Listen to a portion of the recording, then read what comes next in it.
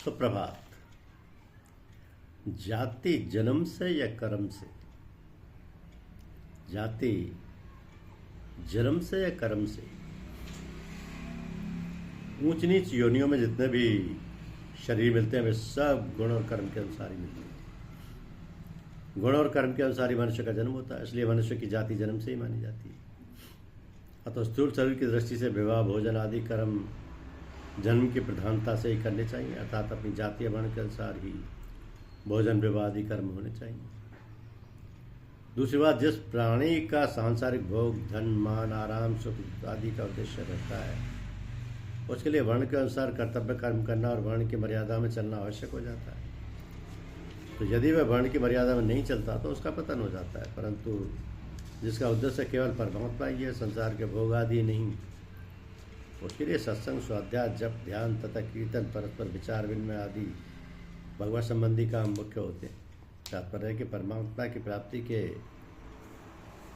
की प्राप्ति में प्राणी के परमार्थिक भाव, आचरण आदि की मुख्यता है, जाति या वर्ण की नहीं। तीसरी बात, जिसका उद्देश्य परमात्मा की प्राप्ति का है, वह भगवत संबंधी कार्यों को मुख्यता से करते हुए भी वर्ण आश्रम के अनुसार अपने कर्तव्य कर्मों को पूजन बुद्धि से केवल भगवत प्रतीर्थ ही करता है। तो भगवान ने बड़ी श्रेष्ठ बात बताई है कि जिससे संपूर्ण संसार पैदा हुआ है और जिससे संपूर्ण संसार व्याप्त है, उस परमात्मा को ही लक्ष्य रखकर उसके प्रतीर्थ पूजन रूप से अपने अपने वर्ण के अनुसार कर्म किए जाएं। ऐसा मनुष्य मात्र का अधिकार है, देवता, असुर, पशु पक्षी आदि का स्वतः अधिकार नहीं है, परंतु उनके लिए भी परमात्मा की तरफ से निषेध नहीं है। कारण कि सभी परमात्मा का अंश होने से परमात्मा की प्राप्ति के सभी अधिकारी हैं। प्राणी मात्र का भगवान पर पूरा अधिकार है। इससे भी सिद्ध होता है कि आपस के व्यवहार में, अर्थात रोटी, बेटी और शरीर आदि के साथ बर्ताव करने में तो धर्म की प्रधानता है और परमात्मा की प्राप्ति में भाव, विवेक और कर्म की प्रधानता है। इसी आशय को लेकर भागवत कराने वाले भागवतकार ने कहा है कि जिस मनुष्य के वर्ण को बताने वाला जो लक्षण कहा गया है, वह यदि दूसरे वर्ण वाला में भी मिले तो उसे भी उसी वर्ण का समझ लेना चाहिए। अभिप्राय यह है कि ब्राह्मण के शम, दम आदि जितने लक्षण हैं, वे लक्षण या गुण स्वाभाविक ही किसी में हों तो जन्म मात्र से नीचा होने पर भी उसको नीचा नहीं मानना चाहिए। ऐसे महाभारत में युधिष्ठिर और नहुष के संवाद में आया है कि जो शूद्र आचरण में श्रेष्ठ है उस शूद्र को शूद्र नहीं मानना चाहिए, और जो ब्राह्मण ब्राह्मणोचित कर्मों से रहित है उस ब्राह्मण को ब्राह्मण नहीं मानना चाहिए। अर्थात वहाँ कर्मों की प्रधानता ली गई, जन्म की नहीं।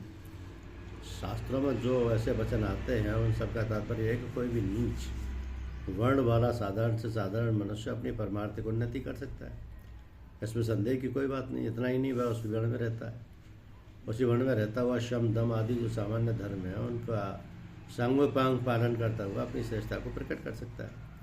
तो जन्म तो पूर्व कर्मों के अनुसार हुआ, इसमें जन्म तो पूर्व कर्मों के अनुसार हुआ है, इसमें वह विचार कर क्या सकता है।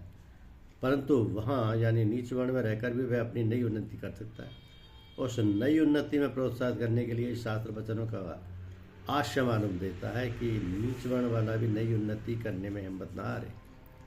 जो ऊंचे वर्ण वाला होकर भी वर्णोचित काम नहीं करता, उसको भी अपने वर्णोचित काम करने के लिए शास्त्रों में प्रोत्साहित किया